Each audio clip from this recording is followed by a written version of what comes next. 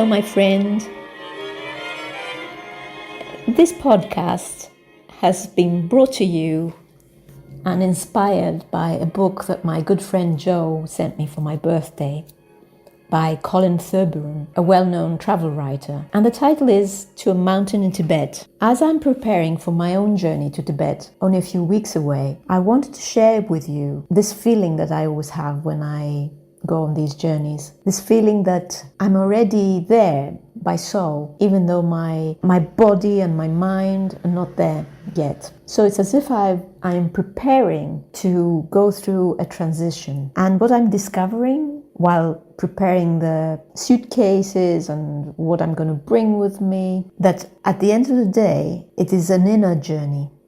Any journey we make is inward. It is a journey of discovery, a journey of self-discovery. The first time I realized that was when I was 51 and decided to completely change my life. Quit my job of 15 years, permanent tenure at the university, sold my beautiful house and set off in my car, Liberty, for freedom. And I thought that everything was going to change. All my worries, my guilt and my bitterness would be left behind and I would start anew. Little did I realize that I was actually going to be traveling inwards. This time around, as I'm preparing for Tibet, I've got the packing list together. I started buying snacks, stacking up my supplies of figs, of sultanas, prunes, nuts, seeds, all the good stuff so that I wouldn't succumb to sugar. I went to cardiologist, to a pneumologist, lung doctor, because oxygen levels are going to be pretty low in Lhasa and we're going to be reaching a height of more than 5,000 meters to visit this beautiful lake. So I've also got all these medications, the special medication for high altitude sickness, painkillers, supplements, vitamins, homeopathic remedies, the lot. And that's when they say, when man makes plan, or woman makes plans, God laughs. That's a Greek saying. I don't know if there's a similar one probably in English. And here comes the email from Ernesto Ortiz, our teacher. He's the group leader. And he says, last minute email. Make sure you pack light because the internal flight from Chengdu to Lhasa only allows for a 20-kilo suitcase and a small rucksack, if at all. And I'm absolutely gobsmacked. I'm absolutely shocked. Because it means that I really can't have all these supplements and medications, and I can't have all these snacks. And that's not the only reason. I discovered that in order to enter China, you have to declare any plant-based products.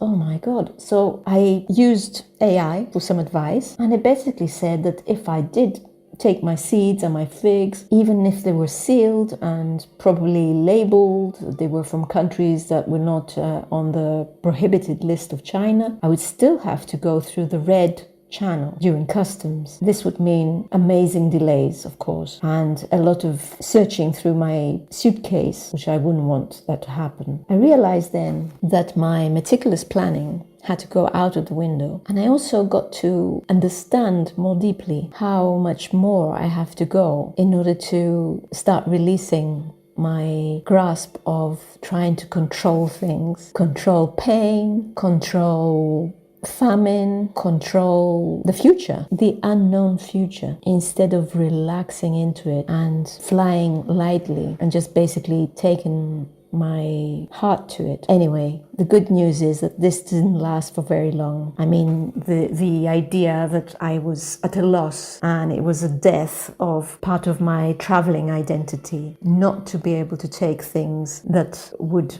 simulate my safe environment here at home. So what I've done now is started to read the pages again of Chogyam Trungpa Rinpoche's biography by Medal, a beautiful book, and start remembering my connection to Tibet and the Buddhists. I used to spend a lot of time with Buddhists, Shambhala Buddhism to be precise, and I learned a lot about the way the mind works, samsara, how we get into repetitive thinking patterns, which are basically our torture. This is our torture in modern day society. And I also remembered why I liked so much to read and follow the teachings of Chogyam Trungpa Rinpoche. He was a very kind man, a very sincere and humble person. He used to think that everybody has basic goodness inside of them. And he was always talking about the natural hierarchy of earth, how heaven resides and looks after over humans, and how humans, who are in the middle of this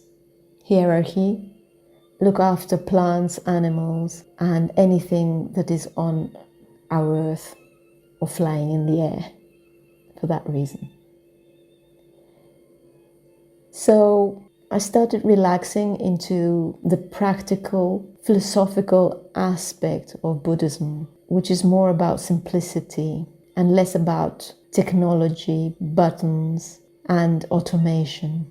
And it's more about adaptation and feeling at one with nature. So as I'm relaxing into the preparation of joining the group in China, I am feeling more and more drawn to this place, drawn to a place that Colin in his book described so beautifully as a place where mystique prevails. Looking Glass, Tibet, is a realm of ancient learning, he says, lost to the rest of the world, ruled by a lineage of monks who are reincarnation of divinity, recessed beyond the greatest mountain barrier on earth, in plateau of cold purity. It floats in its own time, timelessness. It is a land forbidden to intruders, not by human agency, but by some mystical interdiction. So it resonates like the memory of something lost, a survival from a purer time, less a country than a region in the mind. Perhaps it holds the keys to the afterlife.